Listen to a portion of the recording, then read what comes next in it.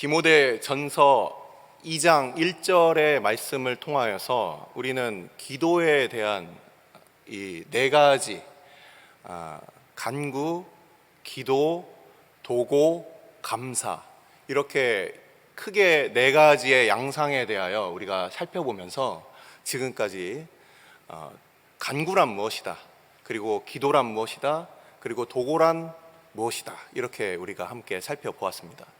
우리가 알고 있는 기도에 대한 여러 가지 생각들이 있겠지만 특별히 이 말씀을 통하여서 우리가 살펴보았고, 그 말씀 중에서도 특별히 우리 주님께서 하셨던 그 기도들을 통하여서 우리는 우리의 기도와 주님께서 하셨던 간구, 주님께서 하셨던 기도, 주님께서 하셨던 그 도고를 통하여 우리의 이 기도에 대한 개념들을 우리가 정리해 보았습니다. 오늘은 그 마지막 시간입니다. 오늘은 그 마지막 시간이에요.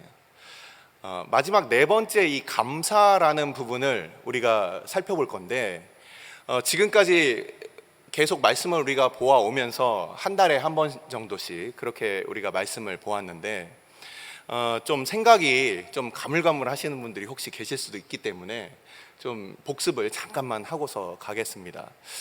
우리는 그 간구와 기도에 대해서는 조금 이따가 다시 한번 말씀을 드릴 것이고, 우리 이번 달 첫날에 같이 보았던 그 말씀, 그 도고란 무엇인가에 대해서 잠깐 복습을 하고, 그리고 오늘 본문으로 들어가도록 하겠습니다. 도고 기도라는 게 어떤 의미였습니까? 도고 기도라는 것은 우리가 로마서 8장을 통하여서 우리 성령께서 말할 수 없는 탄식으로 성도들을 위하여 친히 도고하신다. 그리고 하늘 보좌 우편에 앉아 계신 우리 주님께서 그 성도들을, 우리를 위하여 친히 도고하신다라는 그 말씀을 우리가 같이 보았습니다. 우리는 지난 시간에 바로 성령께서, 그리고 우리 주님께서 우리를 위하여 도고하심을 통하여서, 그래서 우리가 우리 힘으로 하나님 앞에 서는 것이 아니라 주님께서 우리를 붙들어 주시는구나, 그것을 우리가 같이 보았습니다. 그 내용은 무엇이었습니까? 요한복음 17장에 나와 있는 대제사장적인 기도를 통하여서 우리 주님께서 우리를 위하여 기도하실 때 우리의 아버지와 성부 하나님과 성자 하나님의 하나됨과 같이 바로 저들도 우리와 같이 하나님과 하나가 되게 하옵소서라는 그 기도를 드렸다라고 우리는 잠깐 살펴보았습니다. 뿐만 아니라 요한복음 17장을 보시면 또 다른 그 제자들을 위하여, 그리고 하나님의 백성들을 위한 우리 주님의 기도가 등장을 하는데, 그 내용을 보면은 바로 말씀으로 거룩하게 하옵소서, 말씀으로 거룩하게 하옵소서, 또한 뿐만 아니라 이 땅에서 보존하여 주옵소서, 지켜 주옵소서, 이런 기도들을 우리 주님께서 우리를 위하여 하셨다는 것이죠. 그래서 로마서 8장에서 우리가 도고 기도란 무엇인가를 우리가 살펴보았고, 이 로마서 마지막 부분을 우리가 한번 또 보고 이 복습을 마무리하려고 합니다. 로마서 8장 우리가 잘 알고 있는 부분입니다. 35절부터 39절 말씀입니다. 제가 찾아서 읽어드리도록 하겠습니다. 누가 우리를 그리스도의 사랑에서 끊으리요? 환난이나 곤고나 박해나 기근이나 적신이나 위험이나 칼이랴. 기록된 바 우리가 종일 주를 위하여 죽임을 당하게 되며 도살당할 양같이 여김을 받았나이다 함과 같으니라. 그러나 이 모든 일에 우리를 사랑하시는 이로 말미암아 우리가 넉넉히 이기느니라. 내가 확신하노니 사망이나 생명이나 천사들이나 권세자들이나 현재일이나 장래일이나 능력이나 높음이나 깊음이나 다른 어떤 피조물이라도 우리를 우리 주 그리스도 예수 안에 있는 하나님의 사랑에서 끊을 수 없으리라. 아멘. 이 말씀이 바로 우리 주님께서 보좌 우편에서 우리를 위하여 도고하시며, 그 도고의 그 기도와 또한 마찬가지로 우리 안에 내주하시는 우리 성령께서 그 도고의 그 기도를 우리에게 적용시키시는 바로 그 은혜가 있기 때문에 이 말씀은 오늘날도 우리에게 유효합니다. 그래서 우리 개역 신학에서는 이 말씀을 하고 있어요. 구원의 서정 가운데 무엇이 있습니까? 성도의 견인을 이야기합니다. 성도가 견디고 인내하여 우리가 하나님의 나라에 이를 때까지 우리가 감히 그 길을 다 완수하고 끝까지 갈 수 있는 유일한 이유는 바로 우리 주님께서 우리를 붙들어 주시기 때문이라는 거예요. 그것이 바로 우리 주님의 도고의 기도였고, 바로 그 도고의 기도를 쫓아서 우리가 그 은혜를 아는 사람들이 다른 사람들을 위하여 기도하는 것이 바로 우리의 도고의 기도가 되어야 한다라고 우리는 지난 시간에 함께 살펴보았습니다. 오늘 본문으로 들어가겠습니다. 이제 마지막 감사에 대한 부분입니다. 감사의 부분에 있어서는 우리가 알고 있는 그 감사는 어떨까요?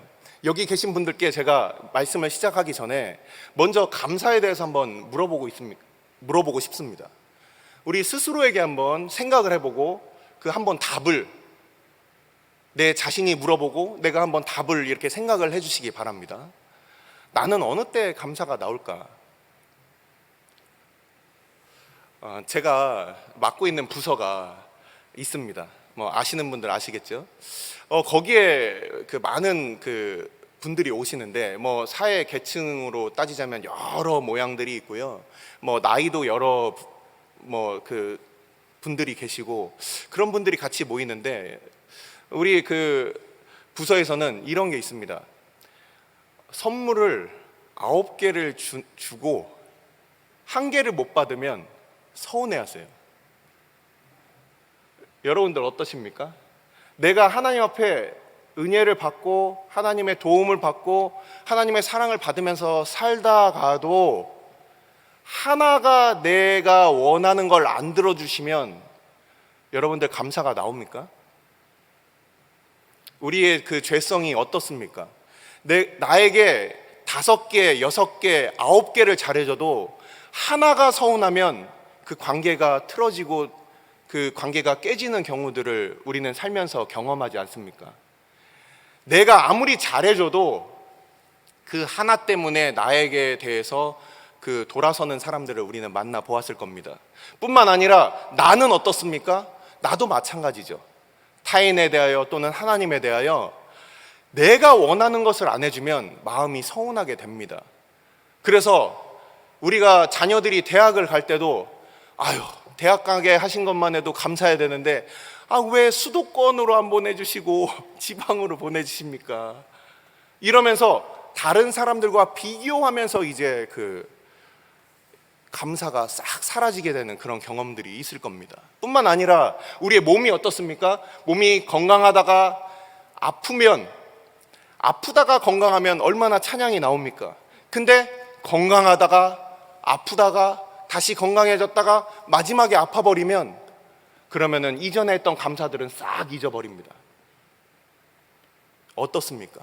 우리가 승승장구할 때 우리의 상황과 형편이 조금 나아지는 것 같으면 그러면은 찬양도 흘러나오고 감사도 그냥 막 나오고 얼굴에 그런 기쁜 모습들이 있다가도 어려운 일이 하나가 발생을 하고 그것이 심각한 어려운 일이 되었을 때는 하나님 나 가지고 장난하십니까?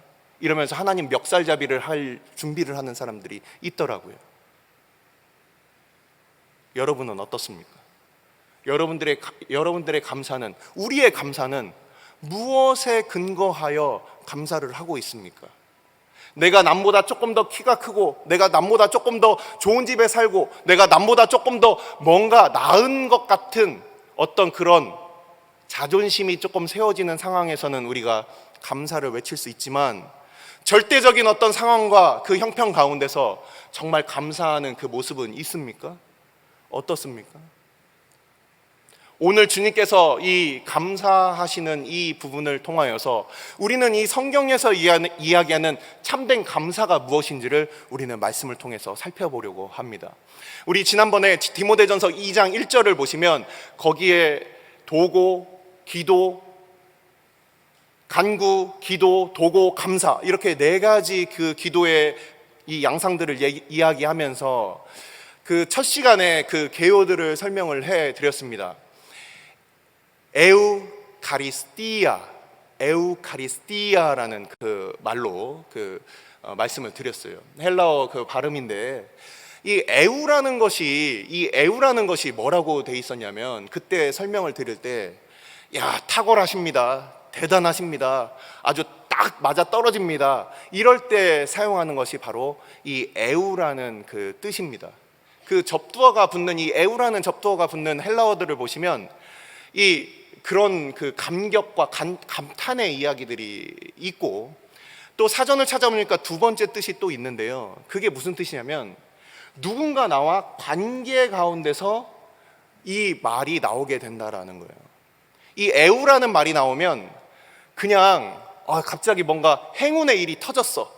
그래서 야, 기분 좋다. 이런 뜻이 아니라 누군가에게 나에게 정말 목마른 날에 뭐 냉수를 준다든지, 아니면은 내가 정말 공고한 날에 누군가 나에게 필요에 도움을 준다든지, 나에게 있어서 뭔가 도움을 누군가로부터 내가 받게 되면 그 사람과의 관계 가운데 이 맺는 이 접두어가 에우라는 그 접두어입니다.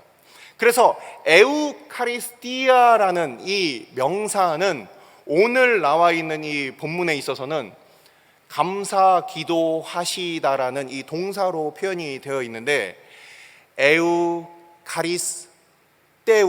에우카리스테오라는 그 헬라어 동사가 나옵니다. 이게 감사하다라는 뜻입니다.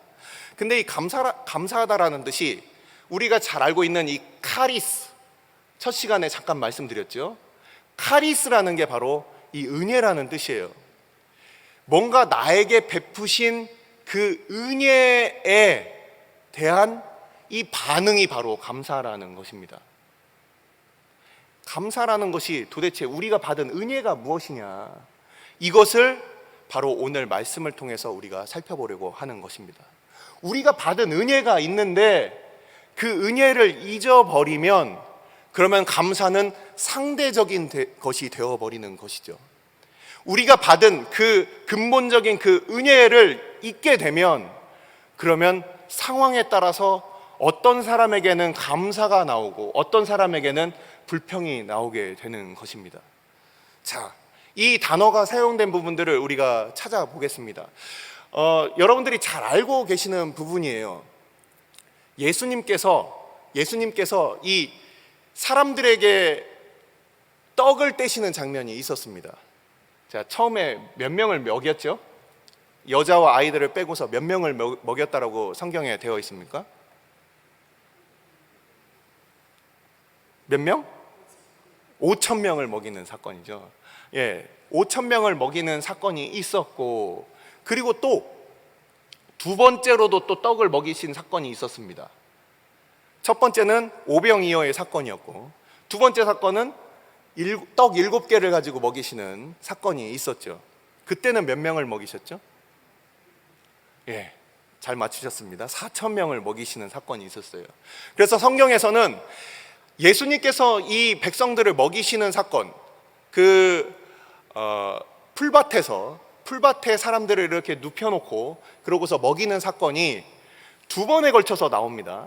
이 두 번에 걸쳐서 나오는데, 그때 우리 주님께서 축사하시고 떡을 떼우셨다, 이렇게 표현이 되어 있습니다. 그때 사용된 이 단어가 바로 감사 기도하시고라는 그 단어와 똑같은 단어예요. 예수님께서 사람들을, 지금 우리 수요예배에 모인 사람들, 이 사람들의 거의 몇 배가 될까요? 우리 교회 예배당을 꽉 채워도 아마 좌석이 모자랄 정도의 그 수많은 사람들을 이제 먹이실 때, 그때 하늘 아버지, 하나님 아버지께 우리 주님께서 기도하시고 축사하시고 그러고 떼어주시는 장면이 바로 그렇게 나오게 됩니다. 요한복음 6장을 보시면 그곳에 정확하게 똑같은 동사가 나와 있고, 그리고 마가복음 8장을 보시면 또한 그 같은 단어가 나와 있습니다. 요한복음 6장에 나와 있는 단어는 바로 5,000명을 먹이시는 사건이었고, 마가복음 8장에 나오는 사건은 4,000명을 먹이시는 사건인데, 이게 어떤 차이가 있느냐? 누가복음 6장에 나오는 5,000명을 먹이시는 사건은 유대인들을 대상으로 먹이시는 사건이에요. 그리고 마가복음 8장에 나오는 사건은 이방인들을 먹이시는 사건입니다. 그래서 우리 주님께서 유대인과 이방인들을 다 그들을 배불리 먹이시고 12광주리가 남고 또한 7광주리가 남도록 그렇게 먹이시는 장면을 우리는 요한복음 6장과 그리고 마가복음 8장에서 우리가 이렇게 봅니다. 바로 그때 우리 주님께서 축사하셨다, 바로 감사 기도하셨다, 이렇게 나와 있습니다. 자, 오늘 나와 있는 이 본문도 유월절에 대한 부분인데, 우리는 오늘 나와 있는 이 부분을 볼 때 누가복음 22장 1절에 나와 있는 부분을 한번 보십시오. 누가복음 22장 1절에 보면은 어떤 때가 가까웠다고 쓰여져 있습니까? 무교절이라 하는 유월절이 가까웠다, 이렇게 쓰여져 있죠.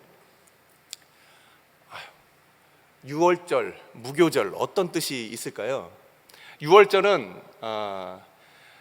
우리가 이 오늘 말씀을 잘 이해하기 위해서 제가 잠깐 설명을 드려야 되겠습니다. 요한복음 6장을 보셔도, 요한복음 6장을 보시면 거기에도 유월절이 가까운 상태에서 주님께서 이 5,000명을 먹이시는 사건이 나오게 됩니다. 그리고 오늘 읽은 이 본문인 누가복음 22장도 마찬가지로 바로 예수님께서 이제 유월절 어린 양으로 돌아가시기 바로 직전에 바로 제자들과 함께 유월절을 먹기 위하여서 이제 자리를 잡고 그리고 이제 먹이시는 장면이 나오게 됩니다. 우리가 유월절에 대해서는 많이 잘 아실 거예요. 유월절은 히브리 말로 베삭라는 이 단어를 씁니다. 이게 넘어간다라는 뜻이에요. 넘어간다. 하나님께서 보내신 그 천사가 이렇게 넘어감으로 그래서 죽이지 않고 넘어갔다, 우리가 잘 알고 있죠. 바로 출애굽기 12장의 유월절 사건은 굉장히 상세히 기록되어 있습니다. 출애굽기 12장을 보시면 바로 1년 된 숫 양이나 아니면 숫 염소를 잡아서 그 피를 문 설주가 있죠. 이렇게 세로로 세워져 있는 게 설주입니다. 그리고 임방에 발라라. 임방은 뭡니까? 가로축으로 이렇게 위에 있는 것을 상임방, 밑에 있는 것을 하임방이라고 하죠. 그래서 그 문틀을 짤 때 이렇게 세로로 서 있는 것을 설주라고 하고, 그리고 상임방, 하임방이 있습니다. 너희 문 설주와 임방에 바르라. 그래서 그 피를 우슬초에 이렇게 찍어서 이렇게 설주와 임방에 이렇게 바르는, 바로 문에 바르는 그 일을 하는 것이 바로 유월절이었습니다. 근데 유월절은 하나님께서 이 이스라엘 백성들을 애굽에서 탈출시키는 바로 그 10번째 재앙 가운데 있었던 일이었어요. 그래서 이제 이 유월절 어린 양을 잡고 그 설주와 임방에 피를 바르고 나면 그날 밤에 하나님의 천사가 나타나서 이제 애굽에 있는 그 지경에 있는 이스라엘에 있는 사람들 포함해서 그 첫 장자들을 다 죽이는 사건들이 있었습니다. 그 이후에 바로가 이제 그 이스라엘 백성들을 해방시키게 되는 것이죠. 그렇기 때문에 이 유월절은 아주 특별한 어떤 음식을 먹게 됩니다. 그때 먹는 것이 바로 맞자라고 불리우는 바로 이 무교병입니다. 무교병이 어떻게 생겼는지 혹시 보신 분 계십니까? 무교병 보신 분 계십니까? 여기 중앙아시아에 여행을 가보신 분들은 아마 좀 보셨을 거예요. 인도까지만 하더라도 그게 있습니다. 난이라고 해서 밀가루 빈대떡처럼 그냥 넓게 이렇게 둥그렇게 구운 그런 빵을 보셨을 겁니다. 아무 맛도 없어요. 그냥 밀가루에 물 섞어서 그냥 화덕에다 구운 거예요. 직접 드셔보신 분들 여기 계실 겁니다. 이거는 부풀어 오르지 않아요. 그래서 이 무교병은 고난의 떡이라는 그런 하나의 별명을 가지고 있어요. 이 무교병은 그냥 물만 섞어서 그곳에 효모를 넣지 않고, 효모를 넣은 빵은 이렇게 포근포근하고 푹신하게 부풀어 올라서 그것을 구면은 맛도 좋고 그 발효된 그 맛도 좋고 그리고 향도 좋고 그리고 식감도 좋습니다. 근데 이 무교병은 맛이 없어요. 그냥 뭐 소금 넣고 그냥 이렇게 구워서 그야말로 끼니를 때우기 위해서 먹는 그런 음식입니다. 그래서 이 무교병은 어떤 식으로 만드느냐, 대략 30cm에서 50cm 정도 되는 그런 지름을 가지고 있고, 그리고 밀가루에 이제 물을 넣어서 이제 쇠철판에다 이렇게 굽는 방식으로, 또는 화덕에 붙여서 굽는 방식으로 이렇게 굽는 그런 떡이 바로 무교병입니다. 그래서 굉장히 커요. 쬐꼬만한 거 자잘하게 이렇게 만드는 게 아니라 크게 만들어서, 그래서 그것을 우리 주님께서 오늘 이렇게 그 말씀 가운데도 나오듯이 그것을 이제 뿌개입니다. 뿌개서 이제 사람들한테 이렇게 나눠주는 그런 방식으로 먹게 되는 거죠. 이 무교병을 먹는 이유는 바로 오늘 유월절 어린 양을 잡고 바로 하나님의 그 심판이 있고 바로 내일 떠나야 하기 때문에, 그래서 급하게 먹는 떡이 바로 무교병입니다. 유월절은 그래서 유월절이라고도 하고 무교절이라고도 하는 거예요. 그래서 유월절은 아비벌이라고 성경에 나와 있는데, 이 아비이라는 게 무슨 뜻이냐면 부들부들하다, 순하다, 유순하다 이런 뜻이에요. 그래서 새싹이 딱 처음에 이렇게 올라올 때, 그때 이 새싹처럼 이 새싹이 나오는, 이 부드러운 잎이 나오는 바로 그러한 달이라는 뜻이에요. 그래서 아비벌이라는 것은 바로 이스라엘에 있어서 출애굽기 12장에서 여호와 하나님께서 이 달을 너희의 첫째 달로, 정월달로 삼아라, 이렇게 얘기를 하는 겁니다. 그래서 이스라엘 백성들에게 있어서는 이 유월절이 있는 이 아비벌이 그들에게 있어서는 1월이에요. 그래서 이 유월절이 바로 이 아비벌 14일 날 유월절 어린 양을 잡아서 그것을 통째로 구워서, 그래서 그것을 함께 먹고 남은 것들을 남겨두지 않고 그것을 다 번제와 같이 온전히 하나님께 다 태워버리는 바로 그러한 식사를 하게 됩니다. 우리가 유월절을 오늘날 지금 하고 있지 않기 때문에 빠르게 설명을 드리고 있어요. 이 유월절이라는 것은 그렇게 유월절 어린 양의 그 고기를 14일 날 먹게 되면 15일부터 일주일 동안, 21일까지 일주일 동안을 이제 무교절로 지키게 되는 거예요. 그래서 유월절 이퀄 무교절입니다. 거의 같은 날 하루 차이로 이렇게 오기 때문에 함께 세트로 바로 유월절이며 무교절이다, 이렇게 누가복음 22장 1절에서 이렇게 설명을 하고 있습니다. 그래서 예수님께서 이 떡을 떼어 주신 이 떡의 의미는 바로 우리가 잘 알고 있듯이 주님의 몸이다, 우리가 이렇게 알고 있어요. 그리고 뿐만 아니라 우리가 지금 이렇게 방금 그 출애굽기를 통해서 우리가 보았듯이 이것은 바로의 압제로부터 탈출하는 날이다, 그때 먹었던 떡이다. 자, 이 배경 지식을 가지고 오늘 본문을 보도록 하겠습니다. 자, 이 중에서 나는 교회에 적어도 30년 이상 다녔다, 한번 손 들어 보십시오. 29살 이하는 들으시면 안 됩니다. 예, 됐습니다. 자, 이분들 손 드신 분들 맞춰 보십시오. 마태복음과 마가복음과 다른 누가복음의 이 유월절을 보내는 이 장면 가운데 나오는 게 틀린 그림 찾기가 하나가 있어요. 뭐가 있을까요?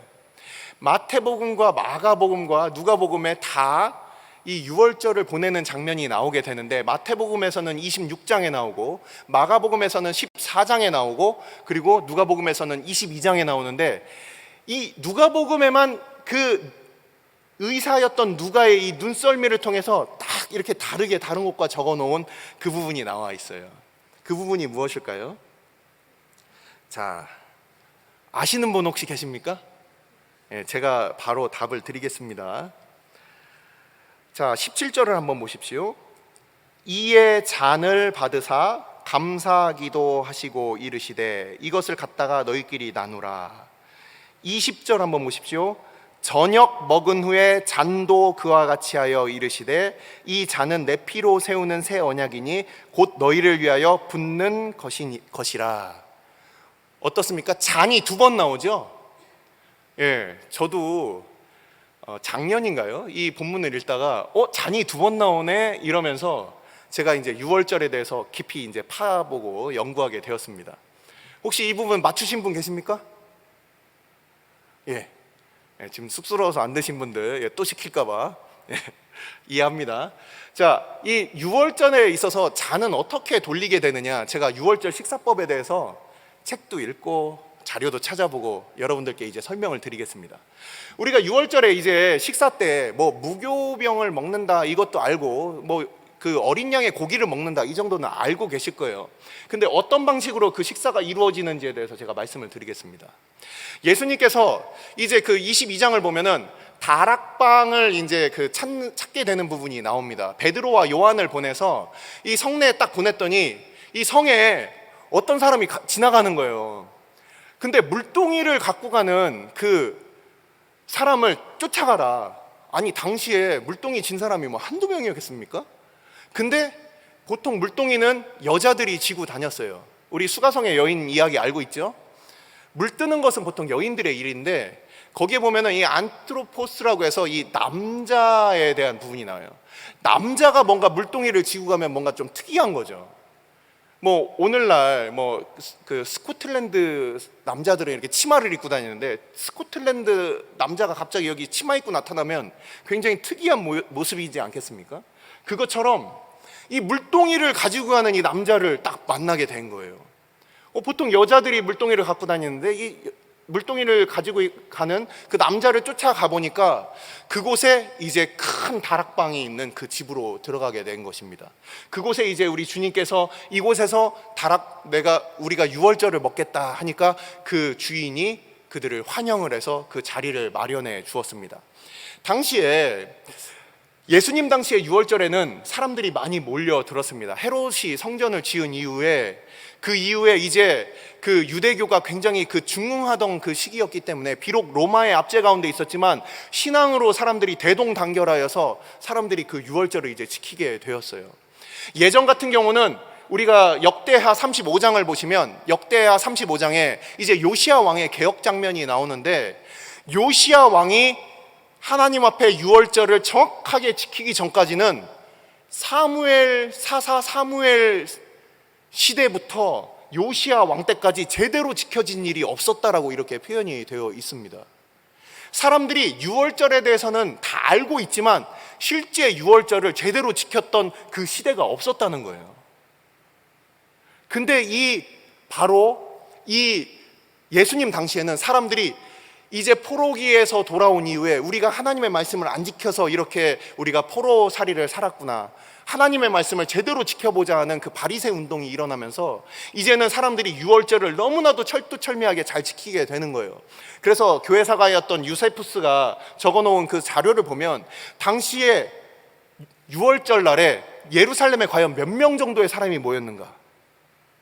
아마도 200만 명에서 250만 명이 모였을 것이다, 이렇게 얘기를 적어 놓았습니다. 왜냐하면 이 어린 양 한 마리를 잡으면 그 식사를 10명 정도가 할 수 있는데, 당시에 이 예루살렘에서는 양이 대략 25만 마리가 도축이 되었다라고 그렇게 적혀 있어요.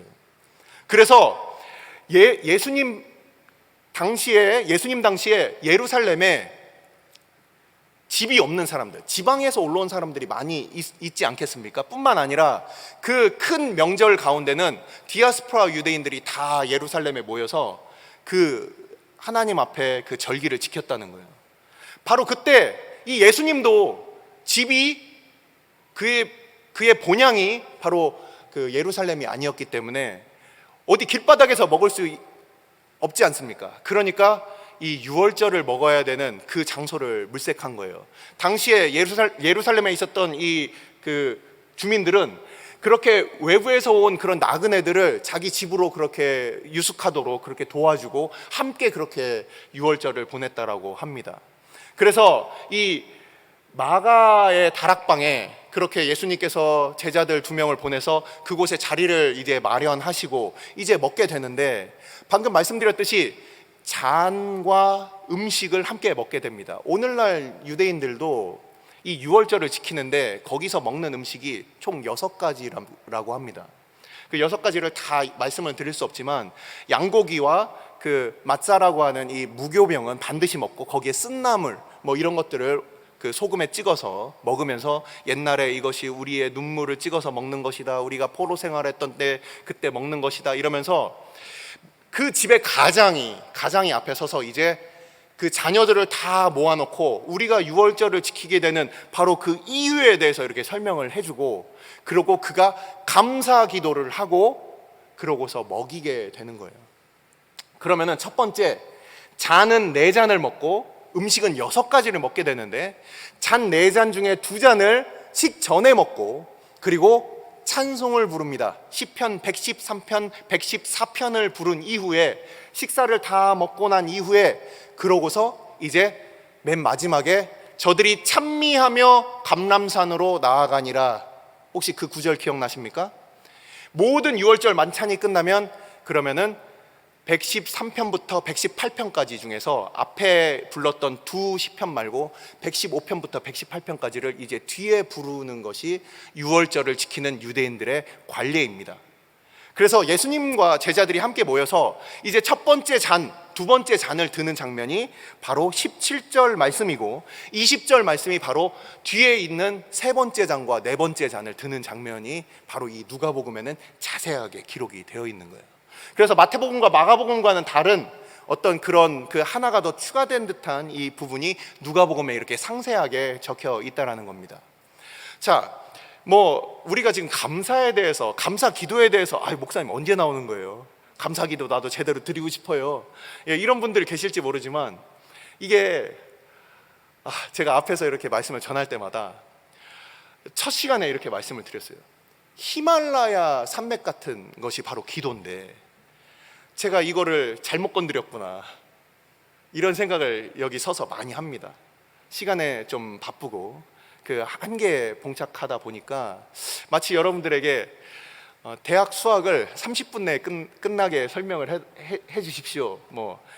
바로크 시대의 음악에 대해서 10분 내에 요약해서 설명해 주십시오. 그러면 제 능력 바뀐 어떤 그런 느낌, 그런 걸로 저도 이제 좀 생각을 하게 돼요.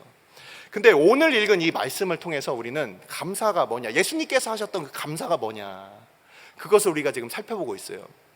자, 유월절의 그 만찬에 대해서 우리가 잠깐 보았습니다. 예수님이, 우리는 유월절의 양이라고 우리가 잘 알고 있어요.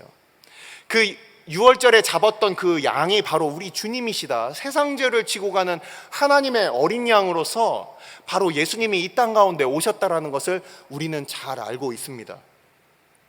이 유월절 양이 되신 우리 주님, 자, 예수님께서 이제 그 최후 만찬을 이제 제자들하고 하게 되는데 이렇게 표현을 하고 있어요.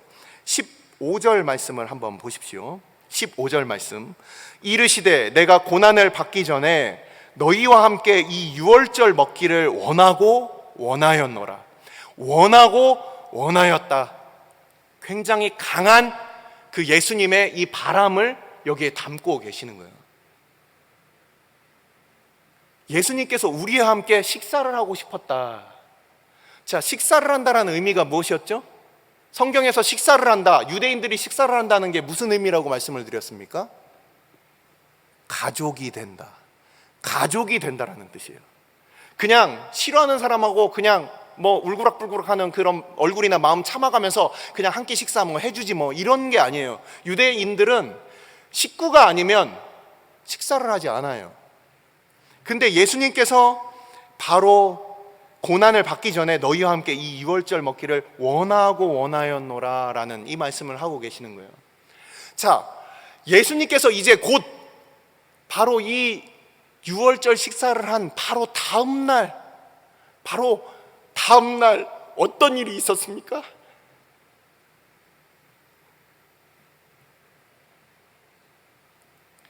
고난을 받으시고 수치를 당하시며 십자가에 달려 죽으실 일이 바로 이 다음 날 있는 거였습니다. 바로 그 전날이에요. 우리 주님께서 바로 다음 날 이제는 하나님이신 우리 성자 하나님께서 죽으셔야 되는 거예요. 하나님이 어떻게 죽을 수가 있어요? 하나님이신 것을 부인한 사건이에요.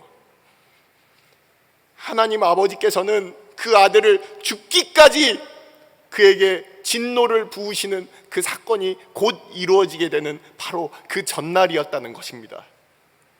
우리 주님께서는 아버지로부터 받을 그 진노의 잔을 알고 계셨고, 그리고 아버지와 그 창세 전부터 영원토록, 영원부터 영원까지 아버지 하나님과 한 번도 분리된 적이 없었던 바로 우리 성부 하나님과 성자 하나님과의 그 관계가 우리의 죄를 대속하시기 위하여 단 한 번 깨지는 사건이 있었는데, 그게 바로 십자가의 사건이었다는 거예요. 우리가 분리됐고 우리가 깨져서 버림받아야 될 그것을 대신해서 받아야 될 바로 그것을 준비한 바로 그 전날에 우리 주님께서 바로 이 제자들을 모아놓고 거기서 감사 기도하고 계시는 거예요. 고난을 앞두고 우리 주님께서 감사 기도를 하고 계시는 거예요. 이 모든 것이 바로 하나님의 은혜입니다. 이전에 있었던 그 광야에서 그 풀밭에서 먹이셨던 그 5,000명을 먹이신 사건과 4,000명을 먹이신 사건, 그 사건에 대해서 우리는 요한복음 6장을 통해서 알고 있습니다. 바로 그 떡, 하늘에서 내려온 그 만나를 먹어도 이 땅에 있던 백성들은 다 죽었지만 바로 영생하도록 하는 그 떡을 내가 너희에게 줄 것인데 그것이 바로 내가 곧 생명의 떡이다. 이 말씀을 요한복음 6장에서 말씀을 하고 계셨어요.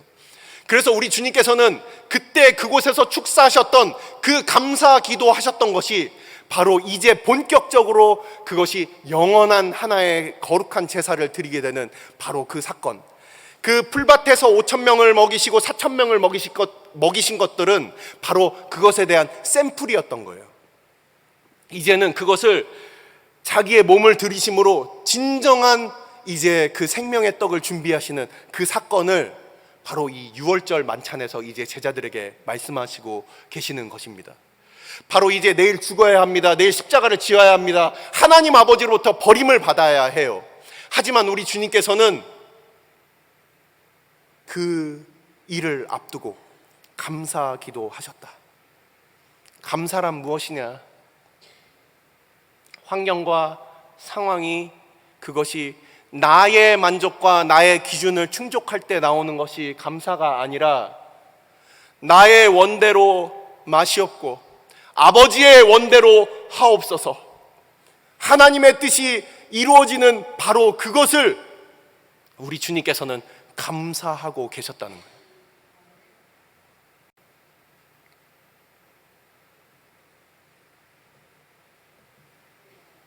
우리의 감사와 우리 주님께서 보이신 그 감사는 어떠한 차이가 있습니까?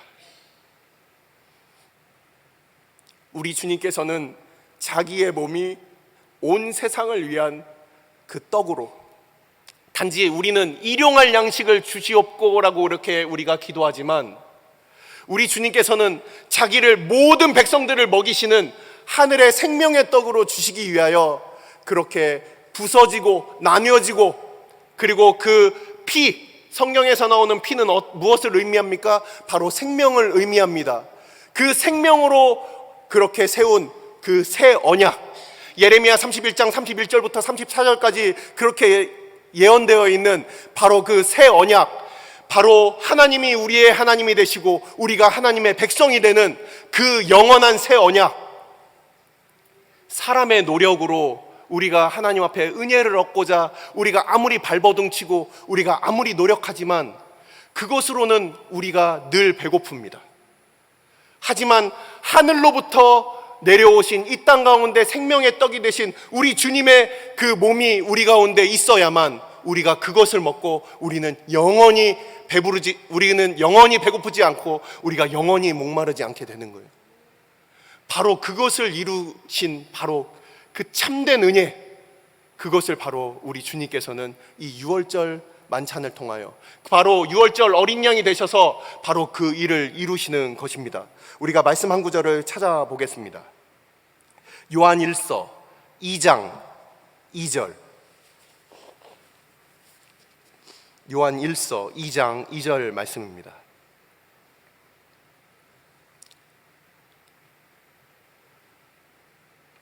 찾으셨으면 같이 한 목소리로 읽겠습니다.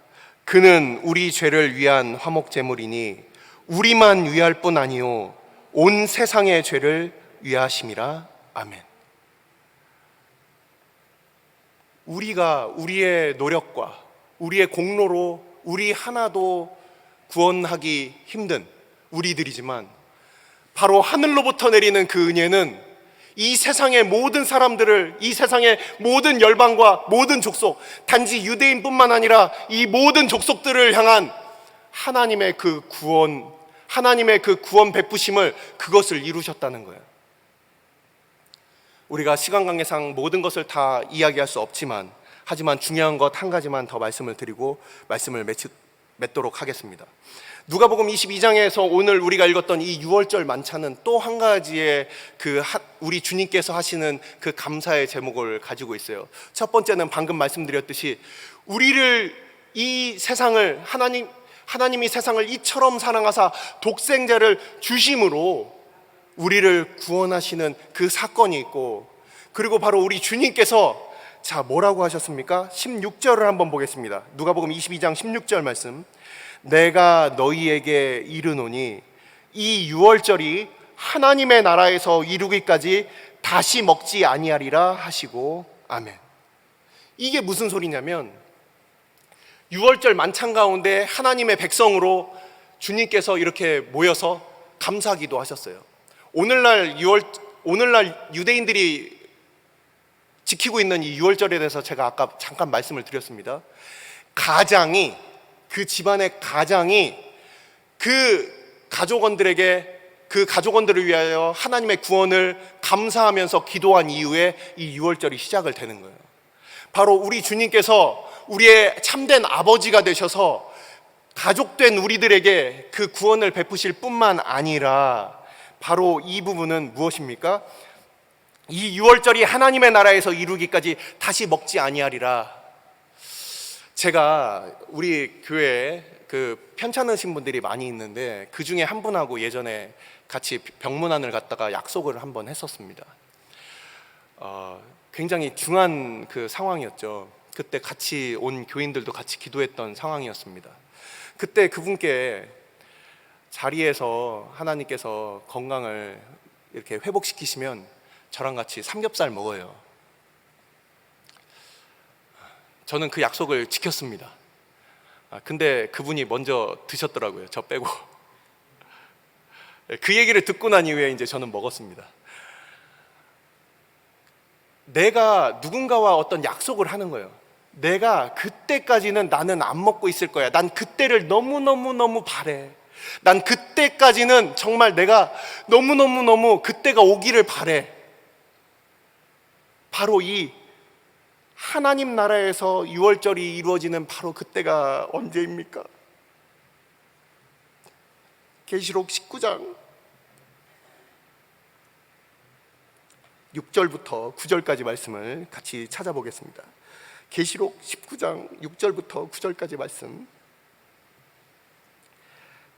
요한계시록 19장 6절부터 9절까지 말씀입니다. 찾으신 분들은 같이 한 목소리로 읽겠습니다. 또 내가 들으니 허다한 무리의 음성과도 같고 많은 물소리와도 같고 큰 우레소리와도 같은 소리로 이르되, 할렐루야, 주 우리 하나님 곧 전능하신 이가 통치하시도다. 우리가 즐거워하고 크게 기뻐하며 그에게 영광을 돌리세. 어린 양의 혼인 기약이 이르렀고 그의 아내가 자신을 준비하였으므로 그에게 빛나고 깨끗한 세마포 옷을 입도록 허락하셨으니 이 세마포 옷은 성도들이 옳은 행실이로다 하더라. 천사가 내게 말하기를 기록하라. 어린 양의 혼인잔치에 청함을 받은 자들은 복이 있도다 하고, 또 내게 말하되 이것은 하나님의 참되신 말씀이라 하기로. 아멘. 어린 양의 혼인잔치에 우리가 하객으로 참여하는 것이 아닙니다. 우리는 그 자리에 그리스도의 신부로 우리가 참여하게 되는 것이에요. 우리는 지금까지 기도에 대하여 간구, 기도, 도고, 감사, 이렇게 네 가지를 우리가 함께 찾아서 살펴보았습니다. 그것은 무엇이었습니까? 바로 우리의 아버지 되시는 하나님, 그리고 우리의 왕 되신 하나님, 그리고 우리의 신랑 되신 우리 주님. 이것은 바로 성도의 일생을 나타내는 거예요. 우리의 기도는 처음에 우리가 간구로 시작하지만 그것을 통하여 하나님 아버지를 알게 되고, 그리고 왕 되신 하나님의 그 영광을 알게 되며, 그리고 우리가 그 하나님이, 그 우리 주님이 바로 우리의 신랑 되시는 바로 우리 주님이시다. 바로 그 감사의 제목이 바로 이렇게 성도의 일생과 같이 우리 이 기도의 네 가지 양상들은 이렇게 발전해 나가는 것입니다. 말씀을 마칩니다. 우리의 감사는 이 땅에 보이고 이 땅에 손잡을 수 있지만 영원하지 않고 다 사라져버리는 바로 그것에 근거하여 감사를 하고 있습니까? 아니면 우리를 위하여 우리를 하나님의 백성으로 구속하시고 우리를 그리스도의 거룩한 백성으로 그리스도의 신부로 그리스도의 몸으로 은혜의 방편 가운데 바로 기도와 말씀 그리고 성례전을 통하여 바로 세례로 그리고 성찬식으로 그리스도와 연합하여 하나 되는 그 하나됨을 우리에게 베푸시는 바로 그 하나님의 백성됨, 그것이 우리에게 있어서 감사의 그 근본입니까? 우리가 이해하기 쉽도록 설명하자면 이렇습니다. 내가 태어나기를 참 힘들게 태어나서 그래서 집이 변변하지도 않고 그리고 공부하고 일하고 살다 보니 은행 빚도 지고 또 은행 빚을 지고 열심히 일은 하는데 몸도 아프고 그러다가 조금 변변치 않게 그렇게 살아가고 있는데, 근데 그 나라의 왕자님이 나랑 결혼을 해주시는 거예요. 내가 감히 언감생심 꿈꿀 수도 없던 바로 그런 일들이 내 앞에 벌어지게 되는 거예요. 우리가 감사해야 될 제목들을 단지 그냥 눈에 보이는 것들, 상대적으로 내가 빈곤한 것들, 궁핍한 상황들, 이런 것들로 우리의 감사가 왔다 갔다 하는 것이 아니라 우리 이 질그릇 같은 우리들 가운데 우리가 보배를 담고 있다는 것, 그것을 우리가 기억하는 것입니다. 우리의 감사는 바로 이 보배를 소유한 우리들, 이 보배가 우리 안에 거하시고 이 보배가 우리에게 있어서 빼앗기지 않을 영원한 기업이시기 때문에 오늘날 우리의 감사는 여전히 하나님 앞에 돌려드리게 되는 것입니다. 기도하시겠습니다.